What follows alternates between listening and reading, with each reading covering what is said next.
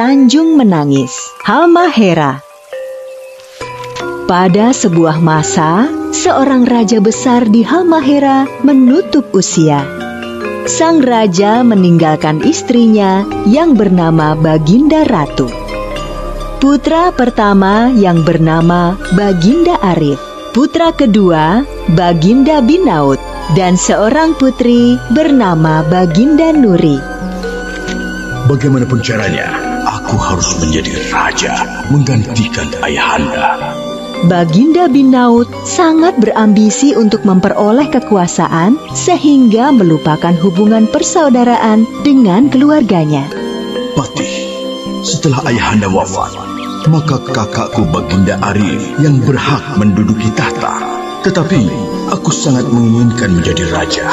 Apakah kamu mau membantuku, Patih? Maafkan hamba Baginda Binaut. Sudah seharusnya Baginda Arif yang menjadi raja, karena beliau anak tertua. Baginda Binaut berpikir keras mencari cara membujuk Patih agar bersedia membantunya menjadi raja. Jika kamu bersedia membantuku, ini tangan berlian ini. Dan satu lagi, jabatanmu sebagai patih aman selama aku yang menjadi raja. Hamba akan mendukung Baginda Binaut sebagai raja. Semua perintah Baginda akan hamba laksanakan.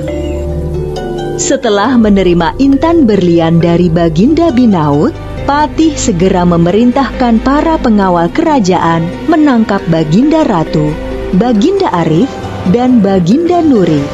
Akhirnya, Patih memasukkan Baginda Ratu, Baginda Arif, dan Baginda Nuri ke dalam penjara.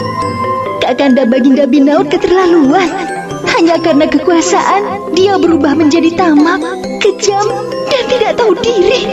Kita harus sabar menghadapi cobaan ini. Yang benar akan mendapatkan keadilan, dan yang salah pasti kelak akan mendapatkan hukuman.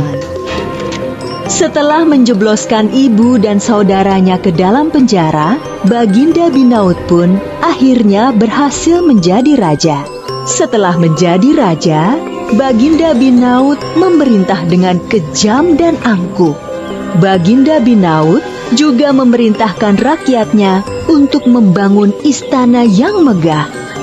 Para prajurit diperintahkan mengawasi dengan ketat rakyat yang bekerja. Untuk membiayai kehidupannya yang mewah, Baginda Binaut tak segan untuk menarik pajak dalam jumlah besar dari rakyat. Hasil panen pun diangkut ke istana dan hanya menyisakan sedikit untuk rakyat. Tidak hanya hasil bumi, rakyat juga diwajibkan menyerahkan sebagian ternaknya sebagai pajak. Baginda Binaut masih merasa kurang dari pajak hasil bumi dan ternak. Dia kemudian memerintahkan menarik pajak dari kepemilikan tanah. Raja Binaut benar-benar penindas rakyat. Dia tidak mau tahu dengan kesulitan rakyat. Harta kita diangkut ke istana demi membiayai kehidupannya yang mewah. Tapi apa yang bisa kita lakukan? Kalau kita melawan perintah raja, pasti masuk penjara. Tidak semua orang di istana setuju dengan tindakan Baginda Binaut. Salah satunya adalah Bijak, seorang punggawa istana. Keadaan ini tidak boleh dibiarkan terus-menerus. Rakyat telah menjadi korban ketamakan raja. Aku harus berbuat sesuatu. Akhirnya, Bijak memutuskan keluar dari istana untuk melakukan pemberontakan. Bijak dan prajurit pendukungnya menyerang penjara tempat keluarga kerajaan ditahan.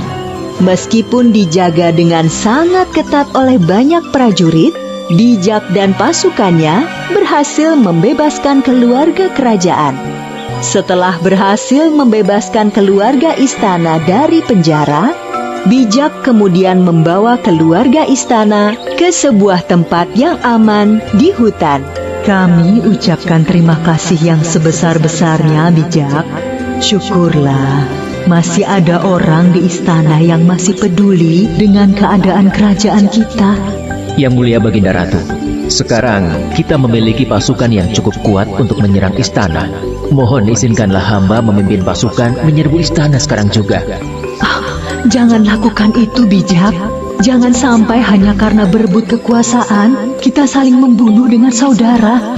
Semua ketamakan, iri, dan dengki akan kalah dengan doa yang kita panjatkan kepada Tuhan. Baginda Binaut sudah keterlaluan.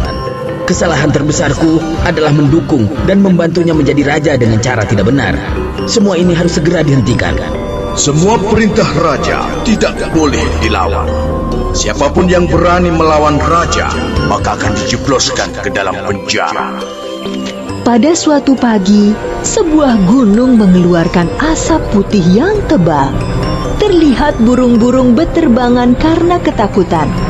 Pagi yang cerah dan tenang tersebut tiba-tiba dikagetkan oleh suara menggelegar dari gunung tersebut. Lahar panas berwarna merah menyala keluar dari puncak gunung dan menuju ke arah istana. Istana megah yang baru dibangun dari hasil menindas rakyat tersebut hancur seketika diterjang lahar panas. Lahar tersebut ternyata tidak hanya menghancurkan istana. Lahar tersebut seperti mengejar seseorang. Tolong! Tolong! Baginda Binaut lari sekencang-kencangnya, tetapi lahar tersebut sepertinya semakin mendekat. Apa yang akan terjadi? Baginda Binaut masih berusaha menyelamatkan diri. Dia lari sekencang-kencangnya menuju laut.